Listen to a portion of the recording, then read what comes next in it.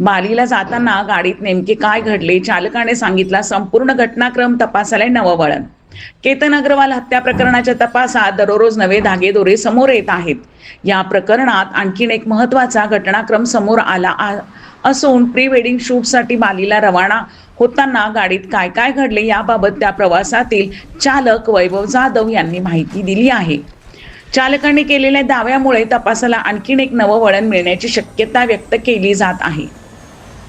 चालक वैभव जाधव याच्या म्हणण्यानुसार सिया गोयल आणि केतन अग्रवाल हे प्री वेडिंग शूटसाठी बालीला जाणार होते. त्यासाठी पुण्यातून खासगी गाडी बुक करण्यात आली होती. मात्र प्रवासाच्या सुरुवातीलाच वातावरण तणावपूर्ण असल्याचे चालकाने सांगितले. सिया सुरुवातीला गाडीत बसण्यास तयार नव्हती. त्यानंतर तिचा भाऊ साहिल गोयल याने तिला हाताला धरून जबरदस्तीने गाडीत बसवलं. यानंतर पुण्यापासून रावेतपर्यंतच्या प्रवासात सिया आणि साहिल यांचा सतत वाद सुरू होता असेही चालकाने सांगितले. यानंतर गाडी किवळे येथील लोंढा परिसरात पोहोचली. तेथून केतन अग्रवाल आणि त्याच्या कुटुंबियातील काही सदस्य गाडीत बसले आणि सर्वजण मुंबई विमानतळाच्या दिशेने रवाने झाले. प्रवासादरम्यान एका फूड कोर्टवर चहा नाश्त्यासाठी थांबण्यात आलं. याच ठिकाणी घडलेली एक घटना संशयास्पद होती. सर्वजण फूड कोर्टमध्ये असताना सिया काही कारण सांगत पुन्हा गाडीकडे आली. तिने गाडीतून काही सामान काढून ते आपल्या खिशात ठेवले. ही बाब आपल्या निदर्शनास आल्याचे चालकाने सांगितले. यानंतर सर्वांना मुंबई विमानतळावर सोडल्यानंतर काही वेळातच केतन अग्रवाल याचा चालकाला फोन आला. माझं काही सामान गाडीत राहिलं आहे, माझा पासपोर्ट सापडत नाही असं केतनने सांगितले. मात्र फूड कोर्टवर सियाने गाडीतून काही वस्तू काढल्याचं आपण स्वतः पाहिलं होतं. त्यामुळे पासपोर्ट तेव्हाच काढून घेतला गेला असावा असा संशय चालकाने व्यक्त केला आहे. दादा काय सांगाल, सियाला आणि या सगळ्यांना तुम्ही मुंबई एअरपोर्टला घेऊन जात होते, काय त्या नेमक्या दरम्यान घडलं होतं, कुठून त्यांना पिकअप केलं, काय एकंदर त्या दिवशीची पूर्ण घटना होती जोपर्यंत तुम्ही एअरपोर्टला सोडलं होतं, काय सांग? मॅडम, मी त्यांना पिकअप केलं बिबेवाडीमधनं. मला बुकिंग भेटली होती निळकंठ ट्रॅव्हल्समधनं. मग त्यांनी पिकअप केल्यानंतर रिया गाडीत बसत नव्हती. तिच्या भावानं सोहेलनं तिला दंडाला धरून गाडीमध्ये बसवलं. बसवल्यानंतर मी लगेच टाकलो आणि मला रियाच्या आई वडिलांनी म्हणले की सावकाश जावा. मी नंतर सावकाश गाडी नेली. मग ते औंधवरनं येत होतो. मग औंधला त्यांनी गाडी थांबवली आणि ते सोहेल म्हणला की मला गाणे लावायचे, भया गाणे लावून द्या. मग मी गाणे लावून दिले त्यांना. ते पुढे येऊन बसला, मागे बसला होता.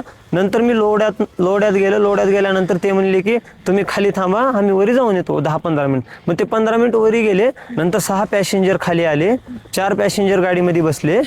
बसल्यानंतर मग मी लगेच टाकलं त्यांचं आणि तिथनं निघालो. मी फूड मॉलला गेलो. फूड मॉलला गेल्यानंतर मी 10 मिनिट गाडीमध्ये बसलो होतो. ते सगळेजण उतरून चहा प्यायला गेले होते.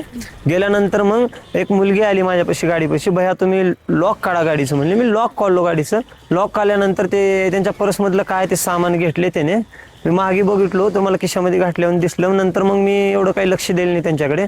मग नंतर ते अर्धा तासानं आले, गाडीमध्ये बसले. बसल्यानंतर मग मला चला म्हणले. मग मी निघालो मुंबई एअरपोर्टला. तिथे गेल्यानंतर ड्रॉप केलो मी. ड्रॉप केल्यानंतर मला त्यांचा कॉल आला. मी 200 मीटर गेलो होतो पुढे. भया गाडी तुम्ही मला माझं बॅग राहिले, मला बॅग आणून द्या. मग मी म्हणलो की रिवाज घेतो 200 मीटर गाडी, तुम्ही बॅग घेऊन या दादा म्हणलो तिकडे या म्हणलो चलत. मग त्यांनी 200 मीटर चलत आले. मी 200 मीटर मागे रिवाज गाडी घेतली. मग घेतल्यानंतर एक 500 मीटर मी खाली गेलो होतो. त्यांचा लगेच मला कॉल आला की भया माझं पासपोर्ट विसरले, गाडीमध्ये बघा, व्हिडिओ कॉल करतो मी. मग त्यांनी नंतर मला व्हिडिओ कॉल केला. व्हिडिओ कॉल केल्यानंतर मग मी त्यांना दाखवलं. ते म्हणले की भया तुम्ही एअरपोर्टला या आणि मला मध्ये येऊन दाखवा. मग मी पार्किंगला गेलो. ते 2 जण आले होते मुलं. आल्यानंतर ते पासपोर्ट बघितला, बॅटरी लावून मोबाईलची सगळं. मग गाडीमध्ये काहीच नव्हतं. मग मी नंतर आलो बाहेर. मग मला आमच्या मालकाने दुसरं भाडं दिलं, मी आलो. ज्यावेळेस तुम्ही केतनला आणि रियाला मुंबई विमानतळावरती घेऊन जात होता त्यावेळेस गाडीमध्ये वातावरण कसं होतं?